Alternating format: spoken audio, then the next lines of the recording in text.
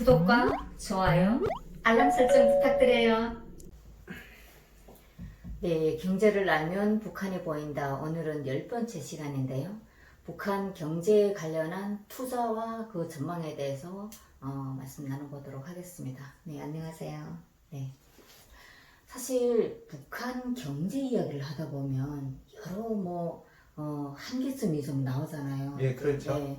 그런 그 한계점이 나오는데 이걸 어떻게 해결해야 되냐면 북한 경제 잠재력은 어떻게 평가해야 될까요? 저는 개인적으로 북한 경제 성장 잠재력을 굉장히 높게 보는 사람입니다. 그래서 그런 잠재 성장률이나 그런 부분을 제가 전문가라고 말씀드릴 수는 없지만 이제 쉽게 말하면 이런 거죠. 북한은 조금만 제도적으로 또 사회 국가적인 변화만 있으면 굉장히 빠른 속도로 발전할 수 있는 잠재력이 있다.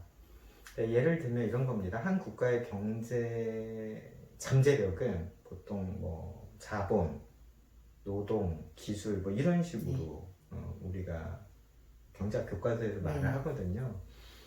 더 쉽게 얘기하자면 사람의 준비 정도, 사람들의 수준에 따라서 잠재력이 평가되곤 합니다. 일단 북한이나 한국이나 처지는 비슷해요. 지정학적 위치가 똑같지 않습니까? 다만 그런 면에서는 북한이 훨씬 유리하죠. 왜냐하면 육지로 중국과 붙어있기 때문에 훨씬 유리하고 또 지하자원도 없고 조상들한테 물려받는 것도 없고 이런 것은 남이나 북한이나 이제 똑같고요. 일단 북한은 이 객관적인 조건이 중국이라고 하는 이제 배후 세계 최다의 생산 기지, 거기서 뭐든지 다 만들어집니다. 또 두 번째로는 세계 최대의 소비 시장, 거기는 뭐든지 갖다 팔 수가 있어요. 그런 곳과 육로로 연결되어 있다는 거. 그러니까 차를 타고 갈 수 있고 그냥 걸어서, 사실은 압록강, 두만강 가까운 데는 말할 것도 없고요. 압록강 단동 같은 것도 걸어서 한 20분이면 그 압록강 철교에 넘습니다. 그냥 보통 사람들 걸음으로 15분이면 가거든요. 그게 긴 거리가 아니에요. 그쵸. 거기 가면 중국이고, 예를 들면 거기로 기차가 다니고 자동차가 다니고 그런다는 것은 물류와 인적 이동이 측면에서 보면 어마어마한 이점이 되거든요.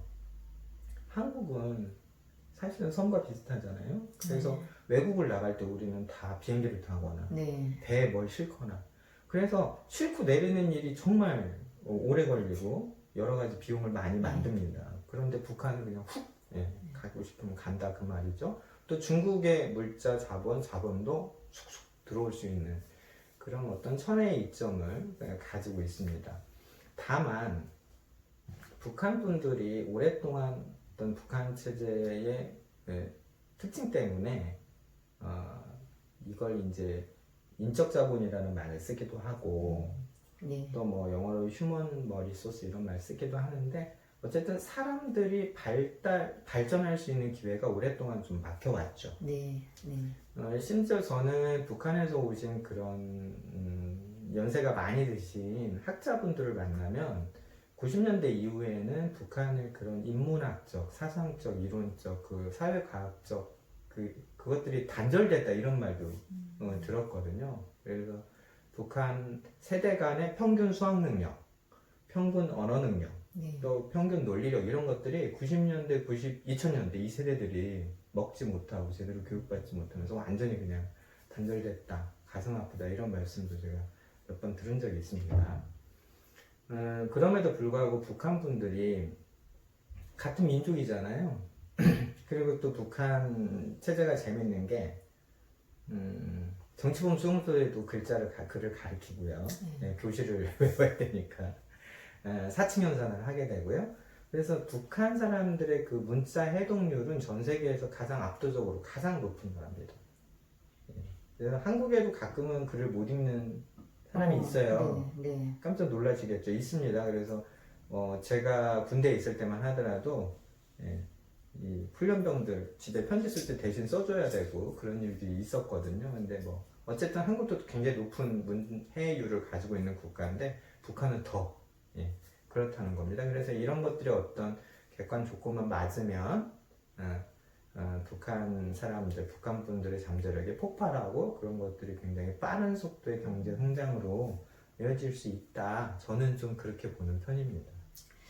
그러면 이제 한국의 이제 남북 간의 경계가 좀 풀리고 네. 또 왕래가 좀 이루어지고 교류가 이루어진다 이러면 사실 한국의 투자자들은 들썩들썩 할 거잖아요. 아, 그럼요. 네. 예, 예. 그러면 이런 투자자들은 북한을 어떻게 바라봐야 하는지, 또 북한은 실제 한국의 경제 성장에 있어서 북한은 어떤 요인이 되는지, 아니면 뭐 진짜 좋은 요인이 되는지, 아니면 부정적 요인이 되는지.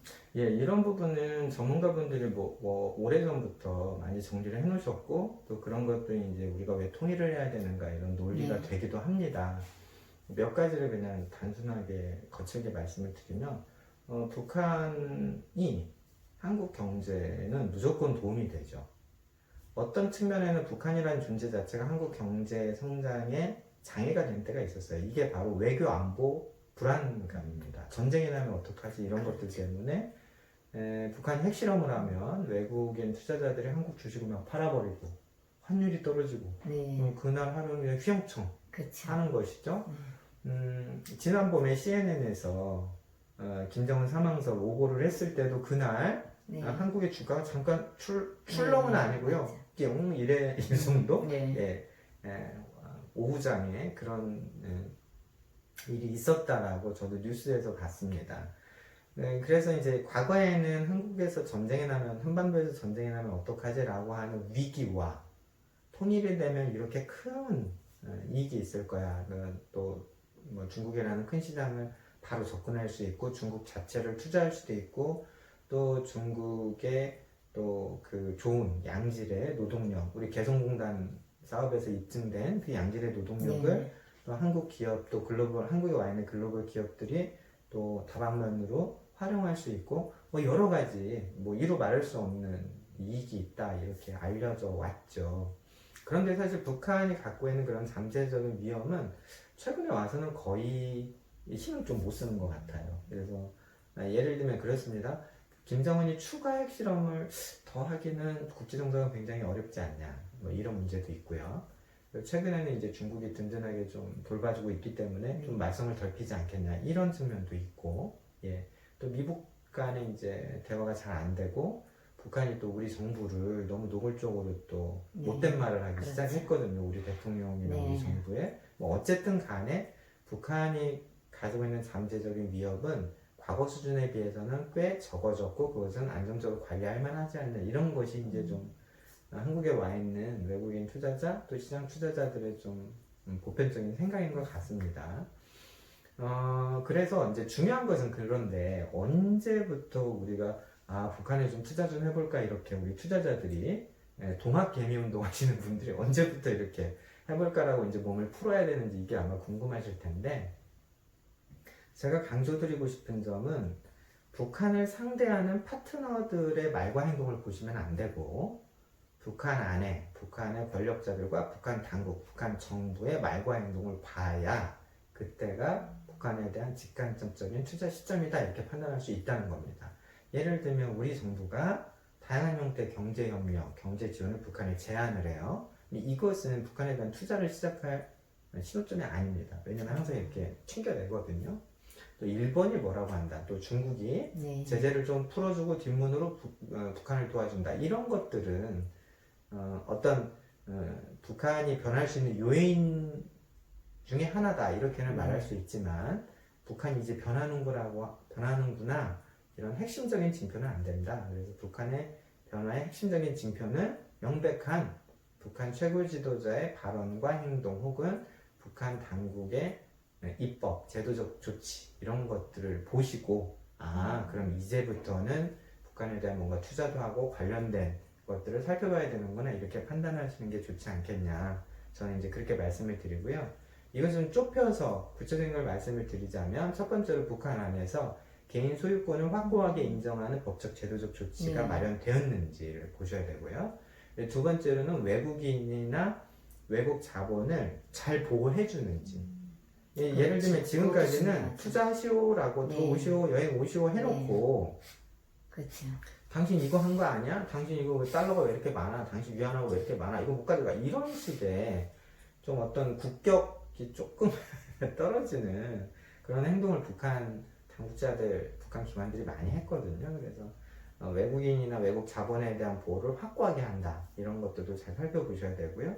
또 세 번째로는 북한이 뭔가 금융정책을 시작한다. 이것도 잘 보셔야 됩니다. 예를 들면 뭐 나래카드 같이 그런 전식성, 우리도 뭐 신용카드 같은 카드 결제, 카드 암호화폐를 쓴다. 뭐 이런 식의 프로파간다용, 선전용 정책 말고 북한이 뭐 조선중앙은행을 비롯해서 이런 금융기관들을 재정비하고 또 대부도 해주고 대출도 해주고 금융상품도 내놓고 그런 것들을 철두철미하게 감독하는 법과 제도를 만들었다. 이제 이런 것들도 좀 확인하실 필요가 있고요. 결국은 이렇게 개인 소유권 보호, 외국이나 외국 자본에 대한 보호, 또 금융정책 시장 이런 것들이 뭐 꼭 세 가지만 중요하다는 건 아니지만 어쨌든 이런 것들이 북한 자체가 국제사회의 기준을 어느 정도 수용하고 그거에 따라 맞춘다라는 정도의 신호로 볼 수 있는 그런 뭐 꽤 의미 있는 조치가 아닐까 이렇게 생각을 할 수 있습니다. 그런 것들이 발견되면 그때부터는 좀 북한이 이제 뭐 긍정적인 요인이 많겠구나라고 하셔서 어떤 투자의 관점이든 또 뭐 경제 관점이든 긍정적으로 북한을 평가하셔도 될 것 같습니다. 사실 저는 이제 직업이 기자잖아요. 네. 기자기 때문에 북한 관련 뉴스를 접할 때 정말 그 가능한지 또 실질적으로 뭐 증거 자료들이 다 있는지 여러 가지 그 사실들을 딱 입각한 상태에서 취재를 하려고 많이 노력을 하고 있거든요. 그렇죠. 네. 근데 실질적으로 지금 현재 북한 관련 뉴스 때문에 일단 뭐 좋은 소식이든 나쁜 소식이든 북한 관련 소식이 이제 주식 시장에 미치는 영향도 만만치는 않잖아요. 네. 그런데 실제 이렇게 후에는 아닌 걸로 밝혀지지만 또 뭐 여러 가지 요인 이런 것 때문에 출렁거리기도 하는데 이런 북한 뉴스를 어떻게 접하고 어떻게 이해를 해야 할까요? 예, 사실은 김정은이 집권하고 난 이후에 굵직굵직한 북한 관련된 뉴스의 오보는 거의 대부분 외신들이 만들어낸 겁니다. 이 부분을 우리 구독자분들이 잘 이해를 하셔야 돼요. 그 전에 제가 먼저 북한 뉴스가 주로 어디서 나오는지를 좀 거칠게 몇 가지만 분류해서 설명을 드리겠습니다. 첫 번째로는 정부발 뉴스가 있습니다. 청와대, 통일부, 또 외교부, 우리 북한을 상대하는 부서들이 얻게 되는 정보나 정책들이 정부 당국자의 공신력 있는 대변인이나 그런 대변인 신을 통해서 나오는 것을 이제 기자들이 써서 자기들 매체에 이제 통해서 국민들한테 알리는 거죠. 또 두 번째는 국회에서 여의도에서 나온 뉴스가 있어요. 이건 뭐냐면 국회 정보위원회에 국정원장이 국정감사한테 나가야 되죠. 그러면 국가 정보 굉장히 민감한 부분이 많으니까 몇 가지는 그냥 정보위 국회의원들한테만 보고를 하고 또 국회의원들은 어쨌든 국민의 또 대리하는 대표자 입장도 있으니까 그 중에 남북관계나 외교안보에 크게 영향을 미치지 않는 몇 가지는 그 정보위 간사들이 국회 담당 출입 기자들에게 이렇게 공식적으로 발표를 합니다. 그러면 뭐 북한에 무슨 일이 있었다. 김정은이 뭐 시술은 받았지만 지금 건강 문제 없다. 통치를 하고 있다. 이제 이런 얘기가 그 정보위를 통해서도 나올 수 있고요. 북한 경제가 지금은 심각한 상황은 아니다. 혹은 심각하다. 코로나 때문에 문제가 많은 것 같다. 이런 얘기들이 국회 기자들, 국회 정보위를 통해서 나오는 게 있습니다.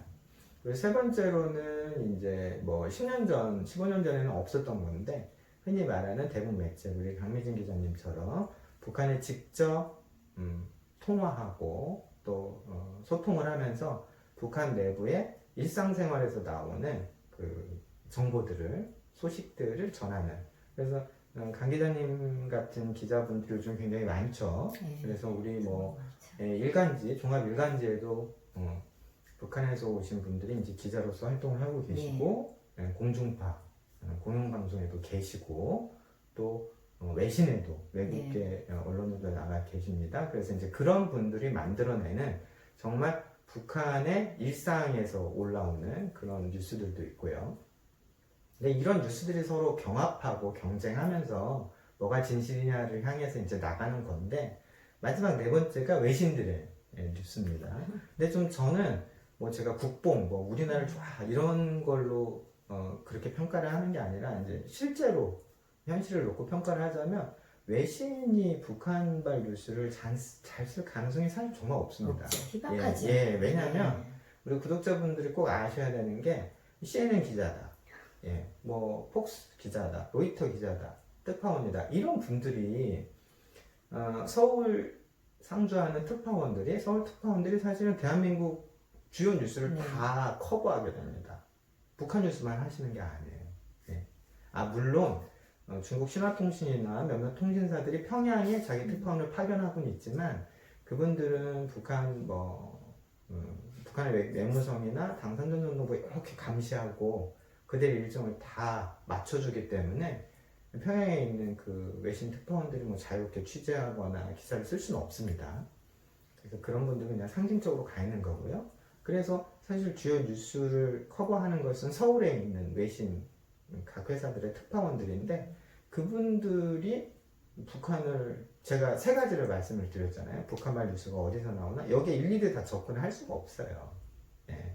그런데 마치 우리 국민들 중에서는, 구독자분들 중에서는 외신은 뭔가 특별한 북한을 접근하는 통로가 있는 거 아니야, 이런 생각을 하시는데, 물론 이 생각이 완벽한 오해는 아닙니다. 왜냐하면 과거에는 북한과 친했던 나라들의 있죠. 예를 들면 러시아든지 중국의 베이징이라든지 베트남이라든지 뭐 이런 나라들의 그런 외신 기자들이 많이 가 있었기 때문에 그들의 활동을 통해서 북한 뉴스를 이렇게 잡아내고 교차 체크할 수 있지 않냐? 그런 시절이 잠깐 있었죠. 90년대, 그러니까 80년대 말 90년 초에 동사회주의가 붕괴되던 때부터 해서 90년대 말까지 어느 정도 외신들이 국내 매체들보다는 북한 뉴스를 더 잘 쓸 수 있는 환경이 특이하게 있었는데요. 이제는 상황이 완전히 달라졌습니다. 제가 말씀드렸던 세 가지, 우리 정부, 국회, 그 다음에 대북 매체들의 기자님들의 활약,